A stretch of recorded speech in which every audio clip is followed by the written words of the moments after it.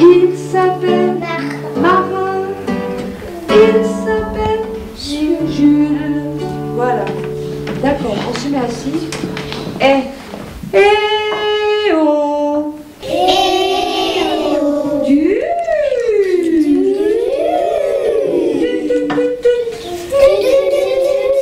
Jonas. Marin.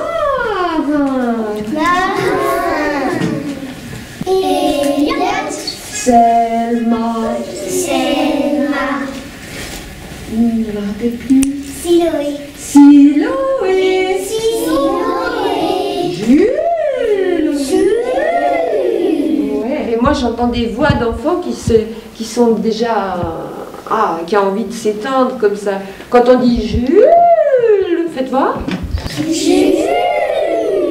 Ouais, c'est bien, hein. Vous entendez vos voix, comme c'est joli? Ah oui, je voulais vous montrer aussi.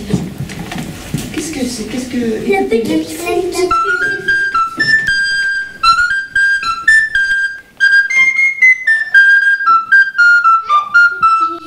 La séance que vous avez vue qui est en tout début d'année, il y a la mise en confiance qui est importante pour capter leur attention, le fait de ne pas leur demander tout de suite des choses difficiles, pas leur demander de chanter des choses trop compliquées, entrer par le jeu dans leur monde, comme je vous disais, ça veut dire utiliser par exemple les instruments animaux, la guitare, les instruments sont un bon biais aussi pour entrer parce qu'ils découvrent en même temps. Je crois que la première chose c'est ça, quoi, c'est les mettre en confiance et puis pas vouloir viser des choses trop difficiles. Et puis on est un petit peu acteur en même temps. Il faut jouer un peu, il faut jouer avec eux, faut quitter son personnage d'adulte sérieux, et puis c'est comme ça, je crois qu'on peut le plus les capter.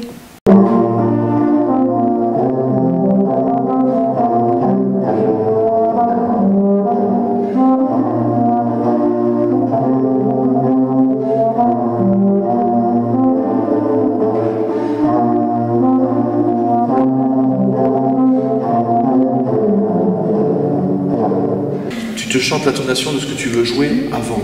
C'est un instrument qui est extrêmement ingrat, qui est très rudimentaire. Et si c'est pas nous qui créons le son avec les lèvres et puis notre pensée, ce qui en sort, vite fait d'être désastreux. Hein?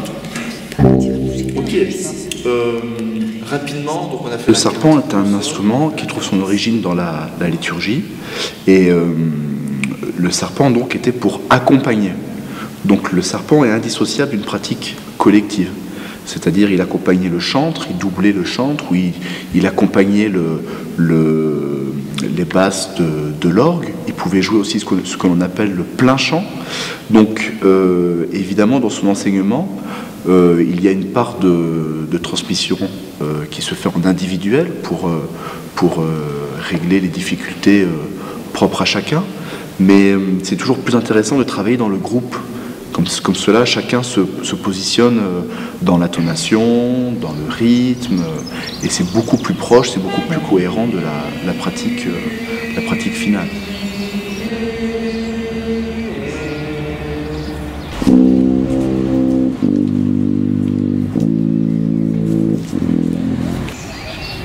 Bien.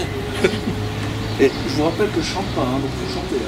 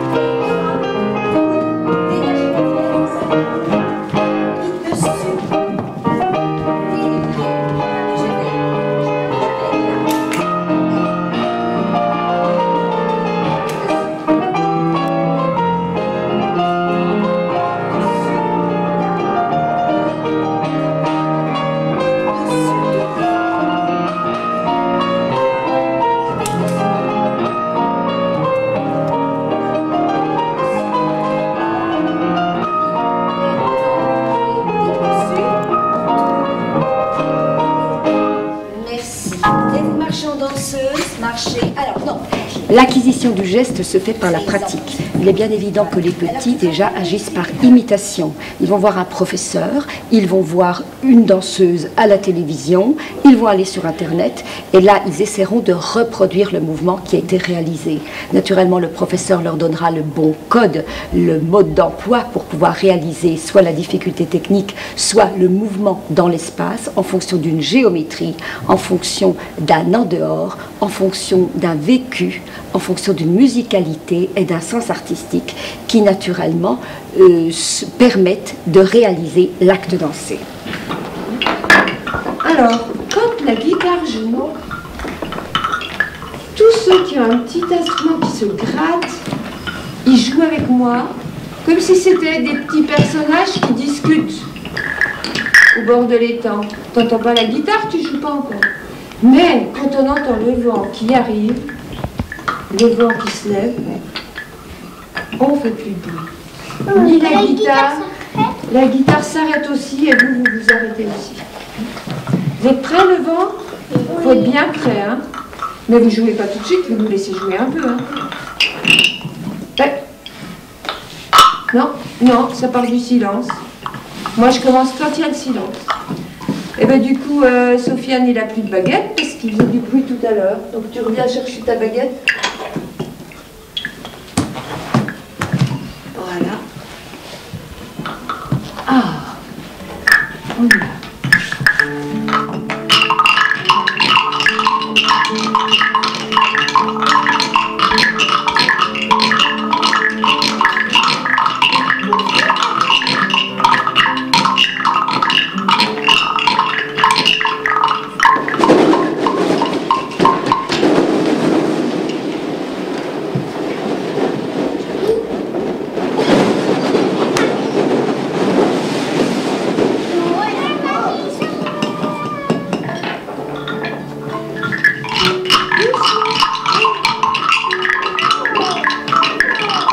Les enfants, à cet âge-là, ils ont vraiment besoin qu'on leur réponde à eux individuellement, parce que c'est un âge aussi où on a besoin qu'on s'occupe de soi beaucoup.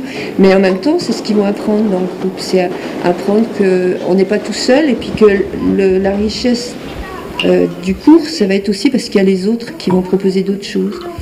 Et du coup, j'essaie de faire attention à chaque enfant. Par exemple, pour les jeux, ils ont tous envie de passer, ils ont tous envie de faire tout en même temps. Donc on apprend ça, on apprend à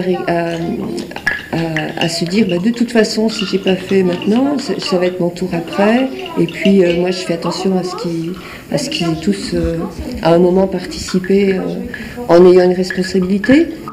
Et des fois, il y a des conflits, c'est-à-dire qu'ils ont les deux les mêmes instruments, deux ont le même instrument, ils le veulent absolument. Donc je m'arrange pour qu'il y ait vraiment pas mal d'instruments pour qu'ils puissent comprendre que bah, s'ils n'ont pas celui-là, ils en ont un autre. Et c'est tout un apprentissage en fait. Allez, bouge.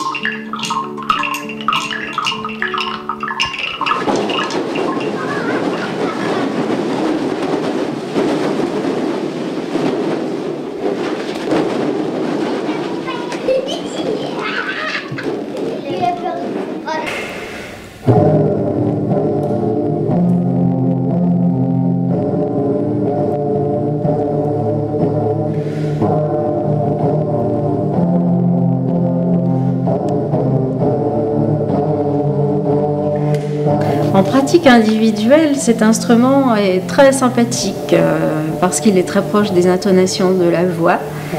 Donc on s'entend presque chanter. En revanche, en pratique collective, c'est beaucoup plus difficile parce que chaque individu, justement, a sa propre variation, a son propre timbre, et on est vite perdu dans les différents timbres que proposent les instruments, les serpents. Mais il est vrai qu'en collectif, quand on est ensemble, ça donne beaucoup plus de résonance à l'instrument. Et il prend une toute autre dimension que seul.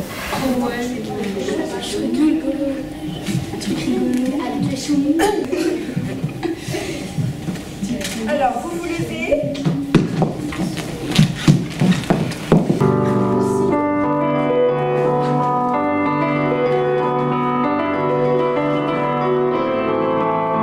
Mais je pense que les personnalités sont de toute façon, elles s'imposent elles-mêmes. On voit bien chaque élève, donc on essaie en fonction de chaque caractéristique de l'élève, de ses possibilités physiques, de lui demander davantage, d'exiger davantage, et c'est le rôle du professeur, même au sein de 20, de 25 élèves, de voir immédiatement les différentes personnalités, le sens artistique de chacun, les capacités physiques, intellectuelles, musculaires de chacun. Et je pense que je suis professeur tout de même depuis presque 40 ans maintenant. Oui, 40 ans. Donc il est évident que maintenant, ça ne me pose pas de problème de voir les différences. Comme tout professeur, au sein d'une classe, même si c'est la globalité, je pense qu'on ne voit que des individus. De la lune, et je reste, et puisse, bien, et je reste, j'appuie, je ne tourne pas,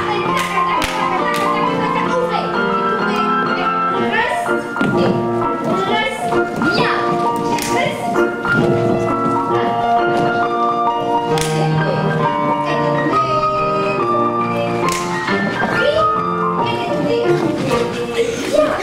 alors il y a une chose qui me manque, c'est quoi dans les pirouettes? La tête, alors diagonale. Oh, si. Le cobra n'a pas de pied.